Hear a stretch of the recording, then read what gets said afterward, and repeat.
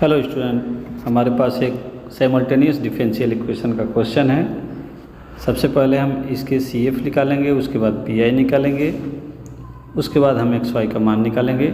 चलिए इसको सॉल्व करते हैं।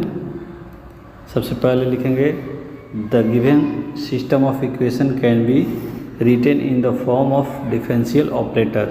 डिफरेंशियल ऑपरेटर का मतलब हम dy/dt के जगह पे d लिख देंगे। तो इक्वेशन फर्स्ट में dy/dt के स्थान पर मैंने d लिख दिया, +4 कर दिया और x को बाहर निकाल लिया यहाँ पे, +3y कर दिया बराबर t² कर दिया। एंड इक्वेशन सेकंड है, उसमें भी dy/dt के स्थान पर मैंने यहाँ पे d लिख दिया है और +5 कर दिया है, बाहर y निकाल लिया है, +2x को लिख दिया है बराबर e⁻2t कर दिया है। इसके बाद मैंने इक्वेशन थर्ड में 2 से मल्टीप्लाई कर दिया, यहाँ पे 2 से मल्टीप्लाई कर दिया है और इक्वेशन 4 में d+4 से मल्टीप्लाई कर दिया है। दोनों को आपस में घटा लिया है। यहाँ 2 से मल्टीप्लाई करने के बाद हमारे पास देखिए 2 × d+4x +6y +2t² हो गया है। और हम जब इक्वेशन 4 में d+4 से मल्टीप्लाई किए हैं तो हमारे पास आ गया है 2 × d+4x d+4 × d+5y = d+4 e⁻2t। अब इसको घटाने पर हम पाते हैं कि जो भी सिमिलर टर्म है ये वाला और ये वाला ये कट जाता है, हमारे पास बन जाता है 6y - d² + 9d + 20y। क्योंकि हमने d+4 और d+5 को कैलकुलेट करके लिखा हुआ है बराबर माइनस, यहाँ पे मैंने e⁻2t से d में मल्टीप्लाई कर दिया है तो यहाँ -d⁻2t है, d⁻2t है -4e⁻2t है। यहाँ पे ऊपर वाला है जो 2t², यहाँ पे जो है इसको मैंने यहाँ पे लिख लिया है। उसके बाद मैंने थोड़ा सा इसको और सॉल्व किया है तो यहाँ पे देखिएगा आपको 6y और यहाँ पे 20y है, तो इसको मैंने कैलकुलेट करने के बाद यहाँ पे 14y लिखा है और माइनस को बाहर निकाला है। इधर भी मैंने यहाँ पे d से डिफ्रेंशिएट किया है e⁻2t को, तो इसको डिफ्रेंशिएट करने के बाद मेरे पास आया है -2e⁻2t -4। इसको मैंने डिफ्रेंशिएट नहीं किया है क्योंकि यहाँ पे डिफ्रेंशिएशन की ज़रूरत नहीं है। तो यहाँ पे आया है -4e⁻2t और +2t² हो गया है। इसके बाद मैंने थोड़ा सा और इसको कैलकुलेट किया है, माइनस को बाहर निकाल कर, तो हमारे पास आ गया है d² + 9d + 14y बराबर 6e⁻2t। क्योंकि हमारे पास यहाँ पे -2e है और यहाँ पे -4e⁻2t है, दोनों जोड़कर 6e⁻2t हो गया है और -2t² आ गया है। हमारे पास एक एक्सिलरी इक्वेशन आ गया है जो कि बाएं साइड वाले को हम एक्सिलरी इक्वेशन बनाते हैं। तो मेरे पास एक्सिलरी इक्वेशन आ गया है m² + 9m + 14 बराबर 0। इसको मैंने सोल्व किया है तो यहाँ पे आ गया है m + 2 × m + 7 = 0 और m बराबर -2 m बराबर -7। तो हमारे पास इसका CF जो है वो आया है C1 e⁻2t और C2 e⁻2t। अब हमारे पास जब CF आ गया है तो हम इसके राइट साइड वाले का हम PI निकालेंगे।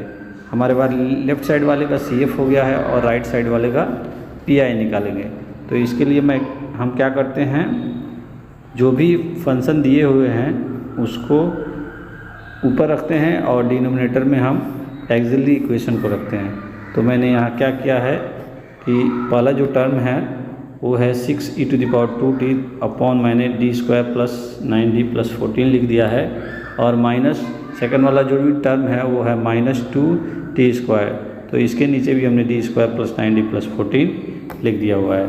यहाँ पे जब हम इसको सॉल्व करते हैं तो जो भी एक्सिलरी इक्वेशन होते हैं, जो भी एक्सपोनेंशियल के पावर होते हैं, उसका कोफिशिएंट जो है यहाँ पे d के स्थान पे लिख दिया जाता है। जहाँ जहाँ भी d है वहाँ उसके स्थान पर इसके कोफिशिएंट लिख दिया जाता है। तो मैंने यहाँ पे लिख दिया है और माइनस इसमें देखिए यहाँ से मैंने 14 को कॉमन निकाल लिया। यहाँ से 14 को जब कॉमन निकाला है तो यहाँ पे नीचे वाले टर्म में आ गया है D square plus 9d/14 plus 1 बच गया है। और देखिए 2 से हमने नीचे वाले 14 को काट दिया है, यहाँ से 2 से काट दिया है इंटू टी स्क्वायर। हमारे पास नीचे बच गया है, नीचे हमारे पास बच गया है 6/36 into e⁻²t minus 1/7 D square upon 40 plus 1 inverse, मैंने इसको ऊपर कर दिया है और इन्वर्स पावर ले लिया है into T square. Next page पर आ गए हैं, पी आई बराबर हमारे पास आ गया है, वहाँ पे हमारे पास था 6/36 तो मैंने इसको काट दिया है 1/6 कर दिया है और माइनस 1/7। देखिए यहाँ पे जो हमारे पास जो पावर माइनस का था वो वेरिएबल के सामने लग गया है, कांस्टेंट के सामने नहीं लगता है, वेरिएबल के सामने मैंने लगा दिया है और यहाँ पे D square plus 9d/14 into T square कर दिया है।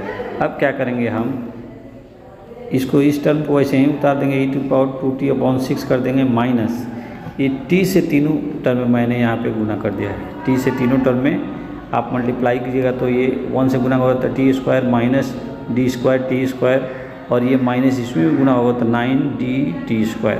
इसके बाद मैंने e⁻²t/6 लिख दिया और यहाँ पे माइनस वाला जो टर्म है वो मैंने लिख दिया है, माइनस वाला जो भी टर्म है उसको भी मैंने लिख दिया है।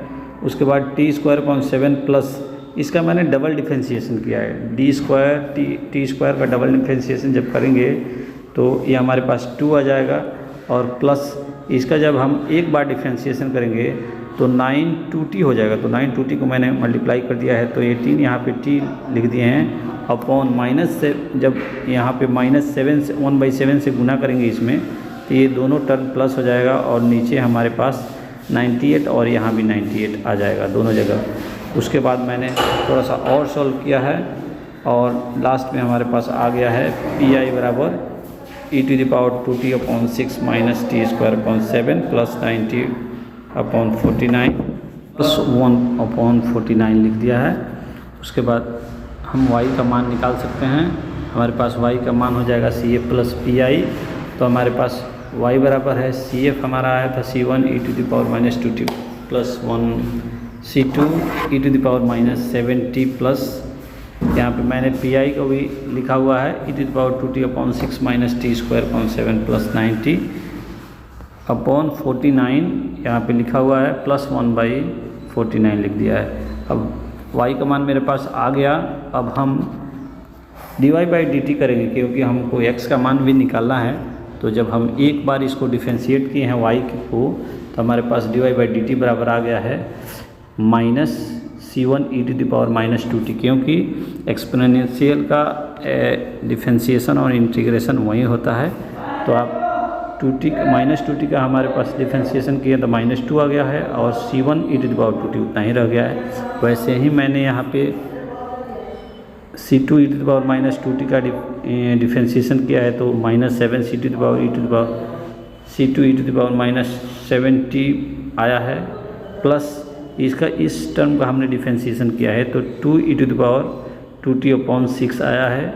इसका जब हम डिफ्रेंशिएशन किए हैं तो 2t t² का डिफ्रेंशिएशन करेंगे तो 2t हो जाएगा /7 प्लस 9t का करेंगे तो केवल 9 हो जाएगा और कांस्टेंट टर्म का तो 0 हो जाएगा।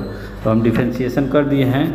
अब हम क्या करेंगे कि दोनों टर्म को x और y के जो भी वैल्यूज़ हैं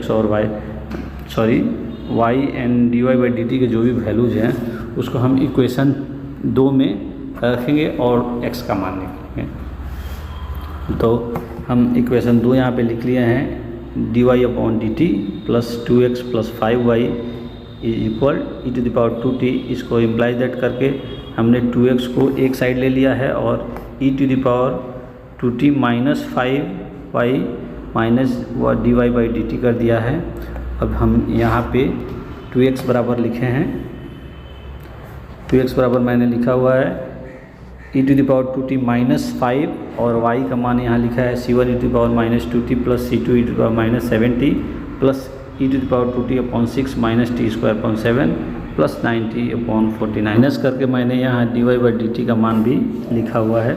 आइए देखते हैं dy/dt का मान कितना है। dy/dt का मान है -2c1 e⁻²t -7c2 e⁻7t plus 2e⁻²t/6 -2t/7 plus 9/49 plus 0। तो मैंने उस वैल्यूज़ को यहाँ पुट कर दिया है। आप देख सकते हैं मैंने यहाँ उस वैल्यूज़ को लिख दिया है।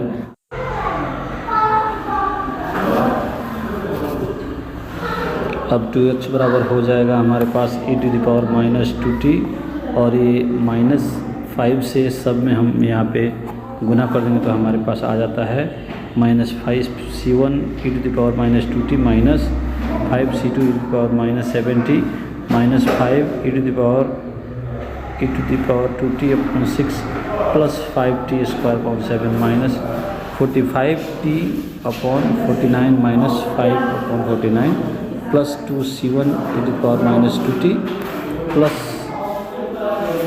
7c2 e⁻7t minus 2e⁻²t/6 plus 2t/7 minus 9/49।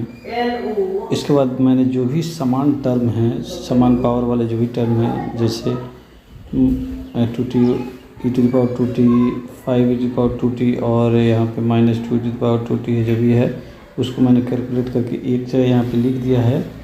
2x बराबर -e⁻²t/6 -3c1 e⁻²t plus 2c2 e⁻7t plus 5t² 7 -31t/49 minus 14/49 और सिंपली मैंने x बराबर 2 से नीचे भाग दे दिया है। सब में 2 से नीचे भाग दे दिया है तो हमारे पास x का मान भी यहाँ पे आ गया है। तो इस तरह हमने x का मान और y का मान दोनों निकाल लिया है। अगर आपको वीडियो अच्छा लगे तो लाइक ज़रूर कीजिएगा।